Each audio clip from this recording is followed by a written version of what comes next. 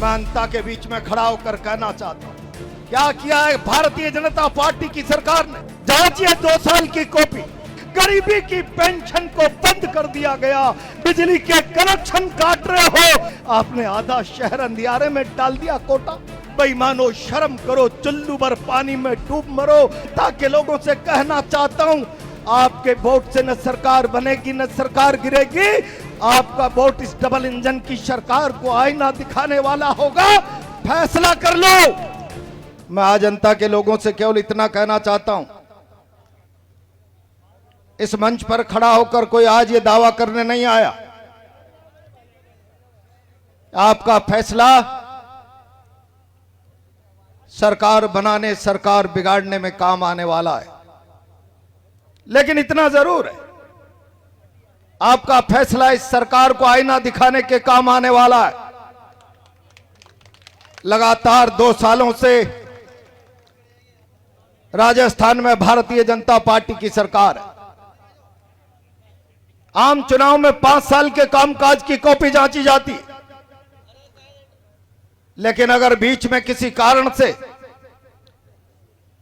मध्यावधि चुनाव होता है, उपचुनाव होता है, तो जनता का दायित्व बनता है कि कामकाज की कॉपी, उसका लेखा जोखा जांचा जाए। मैं जनता के बीच में खड़ा होकर कहना चाहता हूं, जांचिए 2 साल की कॉपी, क्या किया है भारतीय जनता पार्टी की सरकार ने। जिन वादों और मुद्दों के आधार पर सत्ता के पायदानों को हासिल किया था, चाहे दिल्ली की केंद्रीय सरकार, हम 2022 में हिंदुस्तान के किसानों की आमदनी दुगनी कर देंगे, राजस्थान के किसानों से न्याय करने की बात कही गई। मैं सवाल खड़ा करना चाहता हूं, क्या हुआ 2 साल में? इस सरकार के कामकाज का हिसाब किताब मांगो, और जब इसी सरकार के हिसाब किताब कामकाज की कॉपी जांचोगे तो इसका चेहरा सामने आ जाएगा। 3 दिन पहले कोटा की धरती पर इटावा का किसान प्रजापति जहर खाकर इसलिए दम तोड़ देता है, मुझे फसल मुआवजा नहीं मिल रहा है, मेरे पास घर के दाने, घर चलाने के पैसे नहीं। जिस सरकार में मुआवजे की मांग को लेकर आत्महत्या की दिशा में किसान के कदम बढ़ जाए, उस सरकार के पक्ष में फैसला करना तय कर दे जनता की जनता कहां तक न्यायोचित। उस सरकार के पक्ष में फैसला करना कहां तक न्यायोचित है। हिंदुस्तान के किसान की 2022 में आमदनी दुगनी कर देंगे। मैं सवाल करना चाहता हूं, आमदनी दुगनी करना तो दूर, स्वामीनाथन आयोग की मांग को लेकर हरियाणा और पंजाब का किसान 1 साल तक दिल्ली के बॉर्डर पर बैठा रहा, जैसे शत्रु सेना को रोका जाता है, देश की राजधानी में आने से रोका गया। 1000 किसानों ने दिल्ली के बॉर्डर पर सड़कों पर अपने प्राण गंवा दिए। अपने लिए न्याय और इंसाफ मांगने वाला किसान सड़क पर 1000 प्राण दे दे। क्या उम्मीद हिंदुस्तान का किसान इस सरकार से रखने वाला?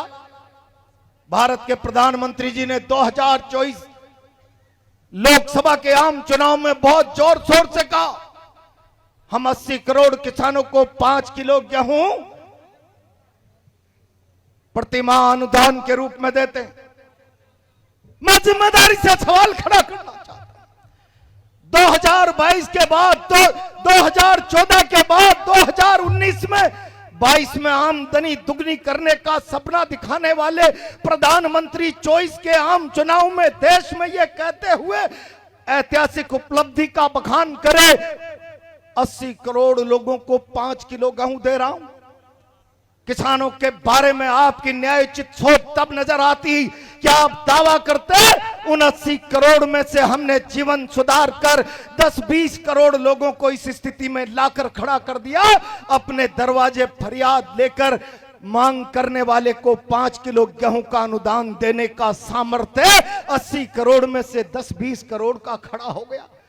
जिस मुल्क में 80 करोड़ लोग 5 किलो की खैरात पे अपना जीवन चलाते हो, उस मुल्क में आप स्मार्ट मीटर लगाकर खून पीना चाहते हो।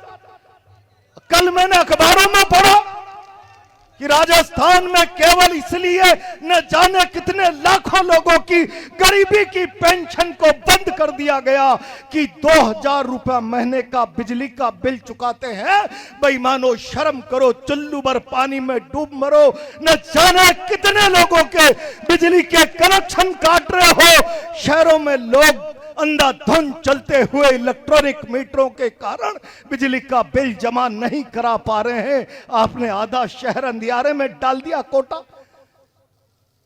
2000 का कोई उधार करके, कर्जा करके बिल चुका रहा तो आप कह रहे हो इसके पास सामर्थ्य है, हम इसकी सारी सरकारी सुविधा पेंशनें बंद कर देंगे। मैं बहुत जिम्मेदारी के साथ लंबी बात करने के बजाय अंता के लोगों से कहना चाहता हूं, आपके वोट से न सरकार बनेगी न सरकार गिरेगी। आपका वोट इस डबल इंजन की सरकार को आईना दिखाने वाला होगा।